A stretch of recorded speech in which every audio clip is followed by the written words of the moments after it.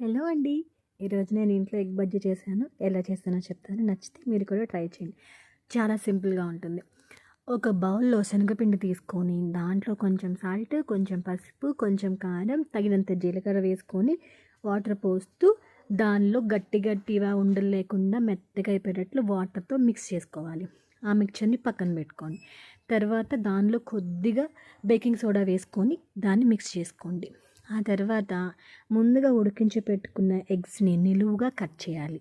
Cut చేసి already మనం కలిపెట్టుకున్న శనగపిండిలో దాన్ని ముంచి మరుగుతున్న ఆయిల్‌లో మనము ఇవి బజ్జీలాగా వేసేసుకోవాలన్నమాట. తర్వాత మనకి బజ్జీలు రెడీ అయిపోతాయి.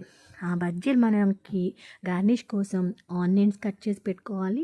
వేయించి పెట్టుకున్న పల్లీలు, అలాగే కొత్తిమీర, కొంచెం చాట్ మసాలా, కొద్దిగా ఉప్పు, కొద్దిగా కారం అన్నీ వేసుకొని ఆ ఎగ్ బజ్జీని మళ్ళీ మీడియంగా కట్ చేసుకొని ఇవన్నీ దానిలో మిక్స్ చేసుకొని తింటే భలే ఉంటుందన్నమాట.